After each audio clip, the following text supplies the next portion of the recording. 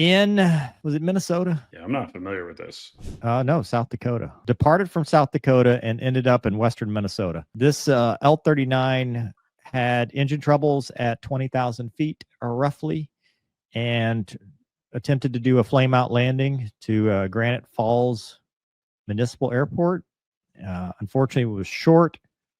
They attempted an ejection. The back seater did not get out. The front seater did get out. And the front seater, as you may know, was involved in a mishap 2 years ago with the MiG-23 in Michigan, which we covered. We also covered his... That's the one where it starts rolling and they have the video of them punching? Yeah. Is that one? Yeah. Yeah. And then he got on the other channel and started talking about what he was thinking from the back seat. So it's his second ejection. Dude, he's going to beat Tom Cruise soon.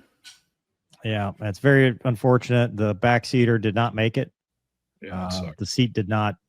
It was out of the airplane, but it didn't fire.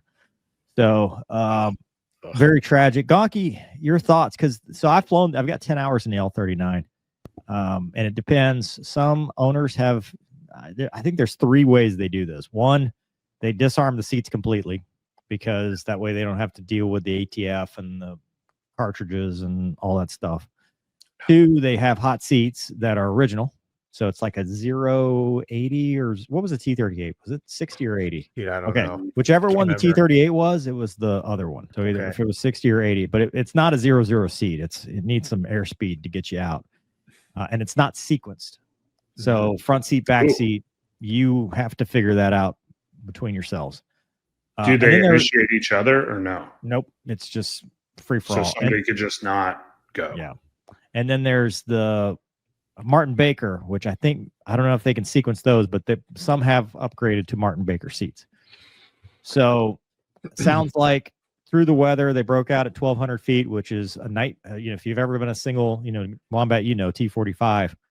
If you've ever been a single engine into weather with no HUD, that's a rough situation for anybody to try to do that. And then to break out at 1,200 feet, not have the energy. Blanco Lirio did a great video on this as far as the configuration. I believe they had tanks, which adds drag. Sure. Like the wing tanks and the centerline tank. But I don't know, Gonky, your thoughts on that? I mean, yeah, when the story first broke, I was thinking to myself, he loses the engine at 20,000 feet. He gets over in which airfield was he over? Does it say? Some municipal airport? Yeah. So he gets over wrong thing. He gets over an airfield and tries to bring it in for an engine out. And my only experience, Granite Falls. Yeah. So he's over Granite Falls and he tries to get in there, and when I first heard about this mishap, I was like, oh man, he messed up the PA. Yeah, the precautionary approach. Because my only experience doing in single engine tactical airplanes is in the T-45, and I found them relatively easy. Which once more facts started to come out, that's why it's always bad to jump to conclusions. More facts came out. They're like, he had to penetrate cloud layer, and they broke out at 1,200 feet. Didn't have the energy to make it, and obviously, I've never trained in that scenario, and that is a really varsity scenario. I don't know what kind of. I imagine it had decent avionics inside it, so even without visual reference to the ground, he could probably get pretty close to right over the field. But regardless, man, I mean, you come out of the cloud at 1,200 feet. If you're not pretty much on profile, you ain't gonna make it. So hey, good on him for his best effort, and came up short. And then my second question, Mover kind of touched on it a little bit, was. And I'm not smart on this with L-39s or what variant of seats they had in this L-39, but I wonder what happened to the seat in the back. In airplanes that I've flown where the seats aren't sequenced, or for whatever reason, you don't want to have them sequenced. You always talk about in the brief, hey, if we have to get out, eject. Like when you hear the first one, you pull, because when I'm done talking, I'm going to pull, and that gives. That gives the back seater time to clear the aircraft, because if you punch first up front and he waits or he goes second, there could definitely be a collision issue, or possibly FOD damage the the aft sequencers or whatever. So it's very important safety. Now, if you don't have time, right, every man for himself or woman for himself.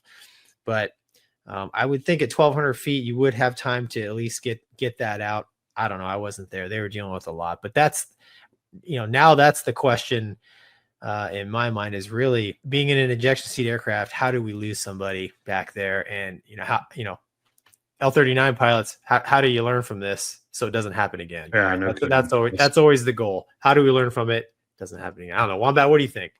Yeah, I know you hit everything on the head. I mean, it's sad to have something like that. And, I think while these companies that fly these aircraft, it's cool. I'm curious of the standardization and stuff like that, because that's the one thing in the military, I knew exactly what to expect, whether it was bailing out of the Hawkeye, punching out of the Hornet, if I was dueled up because I was in training, or solo. And people are like, oh, well, solo, in a Charlie, it's no big deal. And it's like, no, it is a big deal, because what Gonky just explained can be coming from another jet, right? I mean, so you now just take the same crew coordination and put it over two jets, because your wingman or your lead may see something you don't see. So, and then going to T-45s where you have students or you have VIPs or things like that, it's very different, but it was all very standardized and thought out. And that's where I would, I'd put the onus on these companies. If you're going to fly around in an aircraft that's got that capability, like,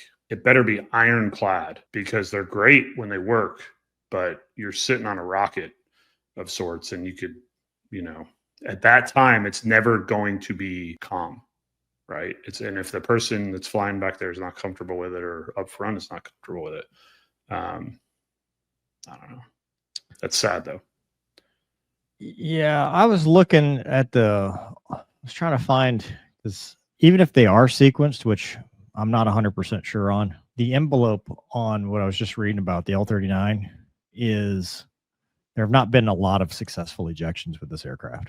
And that is part of the reason a lot of civilian operators just say, you know what, we'll take our chances, because the number of successful ejections is very low, unless it's like perfect conditions. So cost benefit isn't there. Right. So, it may not be hey, backseater didn't go, front seat, you know what I mean? But yeah, I would say if it had a sequencing system, the backseater should have gone first. So that tells 100%. Me that we're probably right, that it was each individual doing their own thing, because usually backseat, front seat, that's just how they, when you're in a commanded ejection where they sequence, that's just how it works. T-38 didn't have sequence ejection seats, right? We would brief, hey, bail out, dude, you better be gone, first one. Because that was like important. That movie line, right? What was it? Flight of the Intruder, where they're like, so if we have to get out, I'm going to say, what are you going to say? He's like, doesn't matter. If you hear it more than once, I'm not going to be here, right? Or something like that. It's like, yeah. But, they're cool jets, and they're widely purchased, expensive or cheap to buy, expensive to operate. I don't know what the standardized training programs are for, all that stuff. We as military aviators get very robust training in ejection seats, survival equipment, all of that stuff. And I don't know, specifically for a lot of these civilian I bet you it's just like anything else, right? You go to one place and you're getting top level, from the factories, sure, military trained test pilots. In one place, you're getting Joe Blow and, hey, dude, we'll figure it out when we get there. If there's some rain, we're going to fly around it. It's different levels. Now, for this particular pilot, I've met the pilot involved. I met him at the schoolhouse at the airline, and seems like a sharp guy. He's had a run of bad luck with these jets, and we talked about it. We were critical of what he may or may not have known in the back seat of the MiG-23, because that's a very encapsulated aircraft to know what was going on. He was in the front seat from what I understand in this one, so he's a PIC. So the roles reversed, and I would think that if the PIC makes the decision, then what else are you going to do? Obviously they weren't going to make it, so it sucks. It sucks that a life was lost. And I feel for the family, but you also feel for this pilot, because now dude, the sleepless nights. I'd be, Oh, dude, it'd be tough. It'd be hard. Yeah, dude. I mean, no one's winning here, obviously. So. No, it sucks. No, and it's hard. I got to imagine. I don't know the guy's background, if he was military or civilian background, but it's one thing to lose people in combat or training in the military, but when it's like this, it's like, yeah. Well, and they were going to a fun thing. They were going to Oshkosh. Yeah. Like, it was supposed to be a, hey, dude, let's go. We'll show up. Woo. We'll, come up and do some formation, because I think all the L-39s do like a pass, and I think no one thought, hey, this was going to be my Finney flight, right? Yeah. So, yeah.